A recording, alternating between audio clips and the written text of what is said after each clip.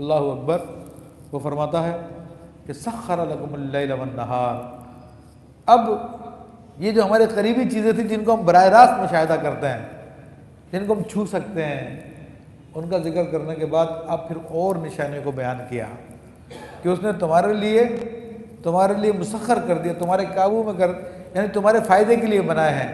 لکم اللیل والنہار، رات اور دن کو، والشمس والقمر، سورج اور چاند کو، یہ تمہارے فائدے کے لیے بنائے ہیں.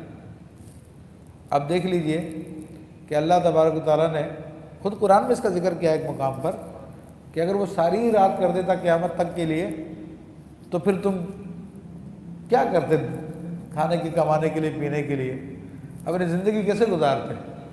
اور اگر وہ ہمیشہ کے لیے دن ہی کر دیتا، رات ہی نہیں آتی، تو آرام کو ترس جاتے، کیا کرتے پھر تم؟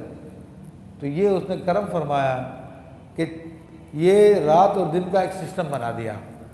تو رات اپنے ٹائم پہ آتی ہے، دن اپنے ٹائم پہ آتا ہے، اور اس کے مطابق انسانی زندگی جو چل رہی ہوتی ہے، سارے کے سارے کام چل رہے ہوتے ہیں.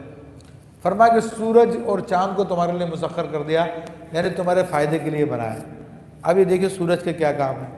یہ جو کھیتیاں اگتی ہیں زمین کی تہہ کے اندر، جو بیج پھٹتا ہے، یہ سب کے سب سورج کی روشنی لیتے ہیں. پانی کا ذکر پہلے آ چکا، پانی ملتا ہے، اس کے بعد پھر سورج کی شعاعیں، اس کی گرمی اندر پہنچتی ہے، وہ گرمی اندر جا کے اس بیج کو جو ہے وہ پکاتی ہے، پھلاتی ہے، اور جب وہ پھول جاتا، پھٹ جاتا ہے اسی گرمی کی وجہ سے، پھر باہر نکلتا ہے. اور پودوں کے اندر، پھلوں کے اندر، یہ جو پھولوں میں جو رنگ آتے ہیں، وہ رنگ کہاں سے آتے ہیں؟ یہی سورج کی روشنی سے رنگ بنتے ہیں.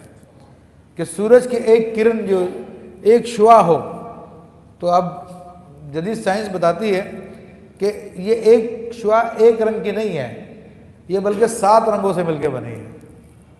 تو اس سورج کی ایک شعاع میں 7 رنگ ہیں.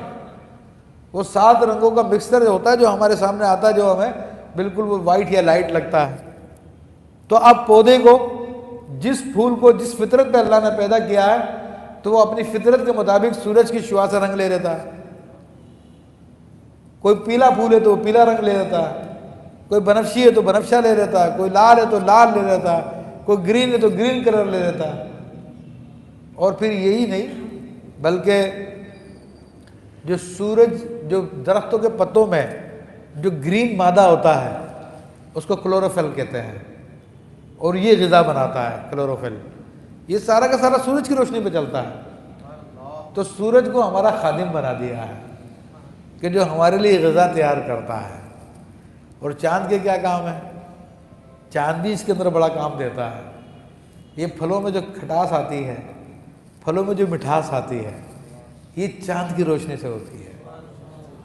اس کو پکانے کا کام، اس کو رنگ دینے کا کام، اس کو پروان چڑھانے کا کام سورج کے ذمہ لگا دیا ہے، اور ان کو میٹھا کرنا، ان کو ذائقہ دینا، وہ چاند کے ذمہ لگایا ہوا ہے.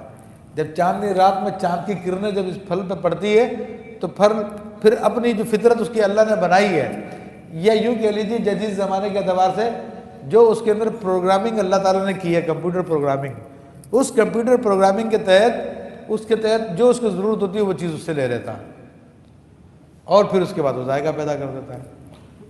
تو یہ سارا کا سارا اللہ تبارک و تعالیٰ کی ذات، اس کی وحدانیت، اس کے وجود کی دلیلیں ہیں. ان فی ذلک لآیات لقوم یعقلون. تو بے شک اس میں بھی عقل والوں کے لیے نشانیاں ہیں. عقل والے غور کرتے ہیں، فکر کرتے ہیں.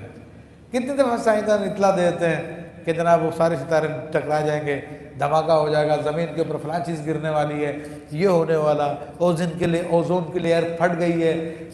کچھ بھی نہیں ہوتا. ارے بھائی تمہاری مرضی تھوڑی چلتی ہے، وہ چلانے والے کی مرضی چلتی ہے. اس نے اس کی مدت مقرر کر دی ہے، جب تک اس کی مدت پوری نہیں ہوگی کوئی چیز نہیں ختم ہوگی ہے.